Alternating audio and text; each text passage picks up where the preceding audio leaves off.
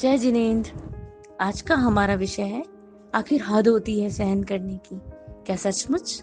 तो चलो जानते हैं इस विषय की सच्चाई के बारे में।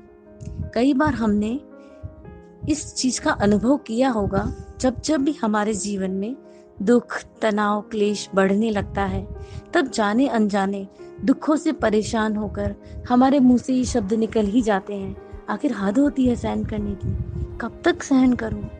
क्या सहन करता ही जाऊं? कि कई बार दूसरे लोगों ने भी इस वाक्य का प्रयोग भी किया होगा, तो हमने सुना होगा। लेकिन क्या सचमुच हद हो गई? जितना हमने कर्मों के बीज बोए, क्या सारे के सारे उदय में आ गए? ये जो कुदरत और विधान है ना, इसका एक नियम है, किसी भी व्यक्ति के जीवन में हद से पार दुख आ ही नहीं सकते। क्योंकि हद से पार दुख आने का मतलब ये हुआ, जितना उसने दुखों का बीज बोया, उससे ज्यादा पनिशमेंट उसको मिल गया। क्या कभी कुदरत में कर्मों के यहाँ अन्याय हो सकता है? एक भी कर्म ऐसा नहीं है जो हमने बांधा ही नहीं और वो उदय में आके हमें तकलीफ देने लग जाए। कोई ना कोई हमारे द्वारा दोष हुआ है, उसी के परिणाम स्वरूप हमारे जीवन में ये दुख आ रहे हैं। किसी दोष किसी और ने किया हो और उसका परिणाम हमें भुगतना पड़ रहा हो, ऐसा तो नहीं हो सकता ना। तो ये वाक्य कब निकलता है? जब हमें हमारे जीवन में आते हुए दुखों को ठीक से डील करना नहीं आता, हमें ये नहीं पता कि इन दुखों की जड़ कहाँ है, इन दुखों का जिम्मेदार कौन है। तब हम ये सोचते हैं कि आखिर सहन करने की हद हो गई। क्या पूरी जिंदगी में सहन करता ही रहूं? सहन करने की हद कभी नहीं हो सकती। अगर सचमुच हद आ जाती ना, तो हम शायद जीवित ही नहीं रहते। और वैसे भी जिस व्यक्ति के भी जीवन में कोई भी कष्ट आ रहा है, कोई भी दुख आ रहा है, तो वो दुख हमारे मंगल के लिए आ रहा है। कहीं ना कहीं उस दुख के पीछे कोई ना कोई सीख, कोई ना कोई बात ऐसी छिपी हुई है जो कुदरत हमें सिखाना चाहती है, अगर हम उसे ठीक से डील करें तो। जब हमें ये लगता है ना सहन करने की हद होती है, तो कहीं ना कहीं हम बहुत मजबूरी में दुखों को सहन कर रहे हैं। और बहुत सारे हमारे जो दुख है ना, वो दुख भी नकली हैं। क्योंकि कष्ट आता है 1%, 2%, 5%, लेकिन उस दुख के बारे में सोच सोच कर हम उस दुख को इतना बड़ा कर देते हैं, तब हमारे मुंह से ये निकलता है शब्द कि हद होती है सहन करने की। क्योंकि कोई भी दुख तब तक बड़ा नहीं हो सकता जब तक कि उसे हम खुद अपनी ऊर्जा, अपनी शक्ति, अपनी समय न दें। क्योंकि कई बार हमारे अंदर सारी वो शक्ति छुपी हुई है। अगर हम अपनी शक्ति को जहां लगा देंगे ना, वो चीज बड़ी हो जाएगी। अगर हमने किसी दुख को बहुत ज्यादा इंपॉर्टेंस दे दी, मान लीजिए एक छोटी सी बात है, किसी ने कुछ कह दिया और हम परेशान हो गए।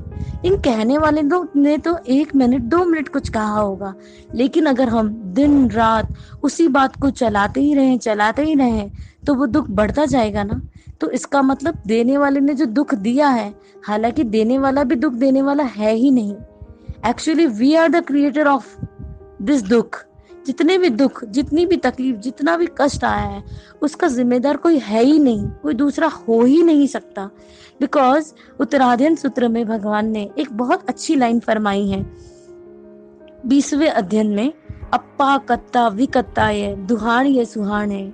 यानी अपने कर्मों का कर्ता और सुखों का भी कर्ता, दुखों का भी कर्ता अगर कोई है तो वो हम स्वयं हैं। तो दूसरा हमारे दुख के लिए और सुख के लिए जिम्मेदार कैसे हो सकता है? लेकिन जब हमें उनको अच्छे से डील करना नहीं आता, तब हमारे मुंह से ये निकलता है कि अब हमसे दुख सहन ही नहीं हो रहे हैं। एक्चुअली हमारे अंदर में इतनी सारी शक्ति भरी हुई है, अगर हम उस शक्ति को जाने, अगर हम होशपूर्ण जीना सीख लें, तो बहुत सारे दुख ऐसे होंगे जो हमें लगेगा कि दुख है ही नहीं, सिर्फ हमने उन बातों को पकड़ रखा है, जिसकी वजह से दिन रात हम उनके बारे में सोच कर अपने आप को दुखी करते रहते हैं। और इस तरह से कर्मों के बंधन की श्रृंखला चलती रहती है। लेकिन एक प्रश्न फिर उठता है, तो क्या किसी ने कुछ भी कह दिया, हम उसके बारे में सोचे भी नहीं? बिल्कुल सोचने की जरूरत भी नहीं है, क्योंकि अगर हमारे पास उससे भी महत्वपूर्ण काम अगर जिंदगी में करने लायक होगा, तो हम किसी की भी छोटी मोटी बात को फोकस ही नहीं करेंगे, उसे इम्पोर्टेंस देंगे ही नहीं। लेकिन जब हमें लगता है ना, हमारे इस मनुष्य जीवन में कुछ इम्पोर्टेंट काम बचा ही नहीं है जो सचमुच लोगों के भलाई के लिए हो, सेवा के लिए हो, जिससे करने के बाद हमारे जीवन में सुख शांति बढ़ती हो, प्रेम मधुरता मिठास बढ़ती हो, क्रोध मान ये सब घटता हो। अगर ऐसा कोई काम हमारे जीवन में नहीं है, कुछ सकारात्मक कुछ सृजनात्मक कार्य हमारे जीवन में नहीं है, तब हमारी वो जो ऊर्जा है, क्योंकि हमारे भीतर तो शक्ति अपार भरी हुई है, लेकिन वो शक्ति कहाँ लगाएं? तो जब कोई अच्छी चीज में शक्ति लगाने के लिए हमारे पास समय नहीं है या कोई अच्छा हमारे जीवन में लक्ष्य नहीं है, तो हम उन सारी की सारी शक्ति को कहाँ लगा देते हैं? इन जरा जरा सी बातों में लगा देते हैं। और उसके बाद इतना सारा दुख हम जाने अनजाने इकट्ठा कर लेते हैं और एक लिमिट आने के बाद हम कहते हैं हद होती है सहन करने की। तो इसका मतलब क्या हुआ? अगर हम इन दुखों से बचना चाहते हैं, इस लिमिटेशन के भीतर रहकर इन दुखों को सहन करना चाहते हैं, तो उसका एकमात्र उपाय है, जरा गौर कीजिए, क्या ये दुख सचमुच दुख है? कितनी देर तक रहेगा? अगर हम एक बात मान लेना, जब भी कोई तकलीफ आए उसकी टाइम पूछिए, कितनी देर रहेगा? जिस बात के लिए आज मैं बहुत दुखी हो रहा हूँ, बहुत परेशान हो रहा हूँ, क्या ये आज शाम तक रहने वाला है? क्या कल भी मैं इसी तरह से रोने वाला हूँ इस बात के लिए?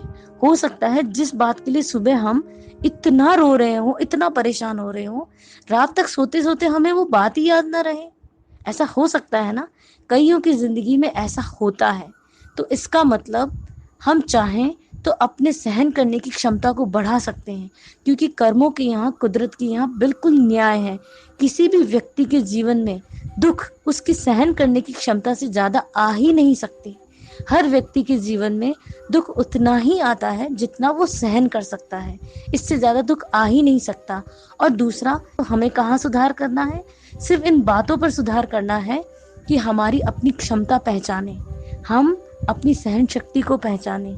जब हम इतनी, हमारी ये जो अनादिकाल की यात्रा है, हमने कहाँ कहाँ किस किस योनि में हम नहीं गए होंगे और क्या कुछ हमने सहन नहीं किया होगा, और आज जरा सी बात के लिए हम कहते हैं हमारे अंदर सहन करने की क्षमता खत्म हो गई।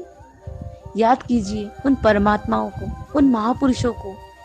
हर धर्म में, हर कौम में ऐसे महापुरुष पैदा हुए हैं जिन्होंने इसी मनुष्य जीवन में रहकर, हमारे जैसे ही थे वो, कोई अलग से नहीं थे, उनके पास भी यही मनुष्य का भाव था और उनके जीवन में कितने कष्ट आए, लेकिन क्या उन्होंने इस वाक्य का प्रयोग किया कि हद होती है सहन करने की? नहीं किया ना, क्योंकि वो जानते हैं कि जो कुछ भी आ रहा है आज मेरे जीवन में, ये मेरा ही बनाया हुआ है, और अगर आज मैंने इसको समता से झेल लिया, इसको बहुत होशपूर्वक उसको सहन किया, उसको देख लिया, तो ये दुखों की जड़ आज मिटने ही वाली है।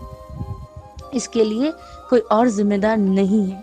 तो आइए इस बात को कहना बंद करें कि हद होती है सहन करने की, बल्कि अपनी सहन करने की उस सारी हद को समझें, उस सारी सहन शक्ति को पहचानें और अपने भीतर सोई हुई उन शक्तियों को जगाएं। उन महापुरुषों को याद करने का मतलब, उन जितने भी महापुरुष हैं जिनके बारे में आज तक हमने सुना, जिनकी गाथाएं गाई, जिनको शास्त्रों में पढ़ा, उनको पढ़ने का सार इतना ही है कि उनको देख देख कर हमारे भीतर की वो सोई हुई शक्तियां जागे और हम ये पहचाने कि जब वो सहन कर सकते हैं तो हम भी सहन कर सकते हैं। क्योंकि ज्यादातर जो तकलीफें हैं, शारीरिक कष्ट तो बहुत कम है, वो तो फिर भी जैसे तैसे चल जाएंगे, लेकिन जब हम अपने मानसिक रूप पर, अपने मानसिक तल पर उन दुखों को ले आते हैं ना, तभी ऐसे वाक्य निकलते हैं। तो किसी भी दुख को उतना ना बढ़ाएं कि हमें ये कहना पड़े कि हद होती है सहन करने की। अगर किसी भी दुख को हम अपनी एनर्जी ना देना, तो उसकी क्वालिटी भी बहुत थोड़ी रहेगी, उसकी मात्रा भी घट जाएगी और उसको सहन करने की क्षमता भी अपने आप हमारे भीतर आ जाएगी। तो आइए एक नई शुरुआत हम सब मिलकर करते हैं और जानते हैं कि कैसे उन दुखों को सहन करने की हद होती है और कैसे हम उन दुखों को डील करते हैं और कैसे उनको सहन करते हुए बहुत खुशी खुशी इन दुखों की जड़ को मिटा सकते हैं। जय जिनेन्द्र।